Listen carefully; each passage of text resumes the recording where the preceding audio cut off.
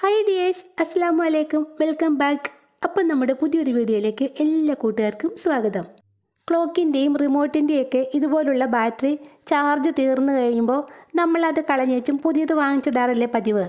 ഇനി അങ്ങനെ പെട്ടെന്നൊന്നും ഇത് വലിച്ചെറിഞ്ഞ് കളയണ്ട കേട്ടോ. ഇത് നമുക്ക് റീചാർജ് ചെയ്തെടുക്കാൻ സാധിക്കും, അതും വളരെ എളുപ്പത്തിൽ തന്നെ. എല്ലാവർക്കും യൂസ്ഫുൾ ആവുന്ന 2 ടിപ്സാണ് കേട്ടോ ഇന്നത്തെ വീഡിയോയിൽ ഉൾപ്പെടുത്തിയിരിക്കുന്നത്.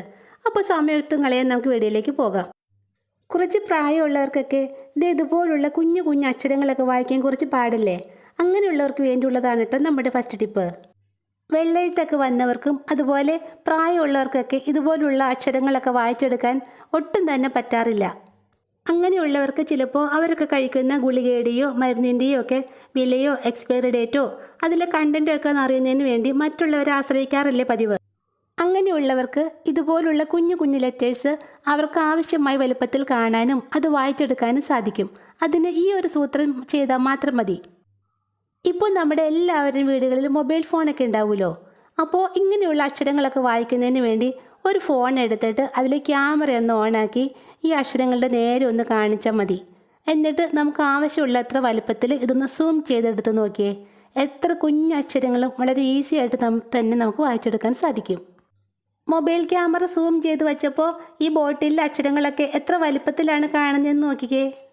സാധാരണക്കാർക്ക് വേണ്ടിയല്ല കേട്ടോ ഞാൻ ഈ ടിപ്പ് പറഞ്ഞത്. ഇതുപോലുള്ള കുഞ്ഞു അക്ഷരങ്ങൾ വായിക്കാൻ ബുദ്ധിമുട്ടുള്ള ഒത്തിരി പേരുണ്ട്, അവർക്ക് വേണ്ടിയുള്ളതാണ് ഈ ടിപ്പ്. ഇതുപോലുള്ള ചാർജ് തീർന്ന കേടായ ബാറ്ററി ഒന്നും ഇനി ആരും വെറുതെ കളയണ്ട കേട്ടോ. അത് നമുക്ക് ചാർജ് ചെയ്ത് റീയൂസ് ചെയ്യാൻ സാധിക്കും. അതെങ്ങനെയാണെന്ന് നോക്കിയാലോ. ഈ ക്ലോക്കിൻ്റെ ബാറ്ററിയുടെ ചാർജൊക്കെ പോയി ക്ലോക്ക് ചത്തിരിക്കുന്നത് കണ്ടോ. ഈ ബാറ്ററിയാണ് നമ്മളിവിടെ റീചാർജ് ചെയ്യാനായിട്ട് എടുക്കുന്നത്. ഈ ടിപ്പ് ചെയ്യാനായിട്ട് നമുക്ക് കുറച്ച് തിളച്ച വെള്ളം വേണം. അതിനായിട്ട് ഒരു സോസ് പാനിലേക്ക് 1/2 ഗ്ലാസ് വെള്ളമാണ് കേട്ടോ ഞാനിവിടെ ഒഴിച്ചു കൊടുക്കുന്നത്. ഇനി ഇത് സ്റ്റവിലേക്ക് വെച്ച് നന്നായിട്ടൊന്ന് തിളപ്പിച്ചെടുക്കാം. നല്ല വെട്ടി തിളപ്പിച്ചെടുക്കണം. വെള്ളം ഒത്തിരി കൂടിപ്പോയാലും കുഴപ്പമൊന്നുമില്ല കേട്ടോ. അതായത് നമ്മുടെ ബാറ്ററി വെള്ളത്തിൽ മുങ്ങിക്കിടക്കുന്നതിന് വേണ്ടിയുള്ള വെള്ളമാണ് നമുക്കിവിടെ ആവശ്യമുള്ളത്. ഇനി ഒരു ഗ്ലാസ്സോ ഗ്ലാസ് ബോട്ടിലോ ആണ് നമുക്ക് വേണ്ടത്. ഞാനിവിടെ ഒരു പഴയ ഗ്ലാസ്സാണ് കേട്ടോ എടുത്തിട്ടുള്ളത്. നമ്മൾ കിച്ചണിലൊന്നും യൂസ് ചെയ്യാത്ത ഒരു പഴയ ഗ്ലാസ് എടുത്താൽ മതി. ഒരു സ്പൂൺ ഉപ്പുപൊടി നമുക്ക് ഈ ഗ്ലാസ്സിലേക്ക് ഒന്ന് ഇട്ട് കൊടുക്കാം. ഉപ്പുപൊടി എടുക്കുന്നതായിട്ട് ഏറ്റവും നല്ലത്. ഉപ്പാവുമ്പോൾ അതൊന്ന് മെൽറ്റായി കിട്ടാൻ കുറച്ച് താമസമായിരിക്കും. ഇനി ഇതിലേക്ക് നമ്മൾ ആ തിളപ്പിച്ച് വെച്ച വെള്ളം ഒഴിച്ചു കൊടുക്കാം. ഒരു സ്പൂൺ കൊണ്ട് ഇത് നന്നായിട്ടൊന്ന് ഇളക്കി നമ്മുടെ ഉപ്പൊന്ന് അലിയിച്ചെടുക്കണം. ഉപ്പൊക്കെ നന്നായിട്ട് അലിഞ്ഞ് കിട്ടിയിട്ടുണ്ട്.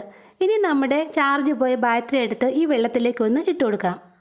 ബാറ്ററി ഇട്ട് 2-3 സെക്കൻഡ് കഴിഞ്ഞപ്പോഴേക്കും കണ്ടോ ബാറ്ററിയുടെ നെഗറ്റീവ് പോളിൽ നിന്ന് ഇങ്ങനെ ബബിൾസ് വരുന്നത്. നമ്മുടെ ബാറ്ററി ചാർജ് ചെയ്യാൻ തുടങ്ങിയിട്ടുണ്ട്. അതാണ് ഇങ്ങനെ ബബിൾസ് വരുന്നത്. തിളച്ച ഉപ്പുവെള്ളത്തിലേക്ക് ബാറ്ററി ഇടുമ്പോൾ നല്ലൊരു കെമിക്കൽ റിയാക്ഷനാണ് ഇവിടെ നടക്കുന്നത്. അതുകൊണ്ടാണ് ഇങ്ങനെ ബബിൾസൊക്കെ ഉണ്ടാകുന്നത്. പിന്നെ ചിലർക്കൊക്കെ ചെറിയൊരു പേടി ഉണ്ടാകും, ഇങ്ങനെ തിളച്ച ഉപ്പുവെള്ളത്തിലേക്ക് ബാറ്ററി ഇടുമ്പോൾ അതെങ്ങാനും പൊട്ടിത്തെറിച്ചാലോ എന്ന്. അങ്ങനെയൊന്നും സംഭവിക്കില്ല കേട്ടോ. ധൈര്യമായിട്ട് തന്നെ നിങ്ങൾക്ക് ഈ പരീക്ഷണം ചെയ്ത് നോക്കാവുന്നതാണ്.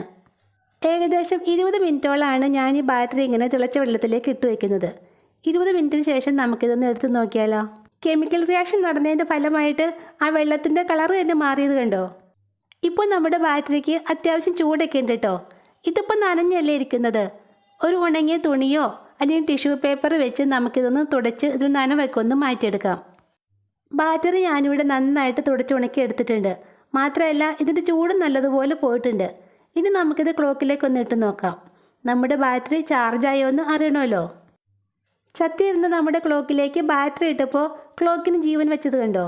അപ്പം നമ്മുടെ ഈ പരീക്ഷണം സക്സസ് ആയിട്ടോ. ചാർജൊക്കെ തീർന്ന് വലിച്ചെറിയാൻ വെച്ചേക്കുന്ന ബാറ്ററി ഉണ്ടെങ്കിൽ ഇപ്പോൾ തന്നെ ഇങ്ങനെ ചെയ്ത് നോക്കൂ. 1 സ്പൂൺ ഉപ്പ് മാത്രമല്ല നമുക്ക് ചിലവാകുന്നുള്ളൂ. ഇന്നത്തെ വീഡിയോ ഇത്രയേ ഉള്ളൂ. വീഡിയോ നിങ്ങൾക്ക് ഇഷ്ടപ്പെട്ടാൽ ലൈക്ക് ചെയ്യുക, സബ്സ്ക്രൈബ് ചെയ്യുക. ഇൻഷാല്ലാ അടുത്ത വീഡിയോയുമായി വരുന്നതുവരെ താങ്ക്സ് ഫോർ വാച്ചിങ് ഡിയേഴ്സ്.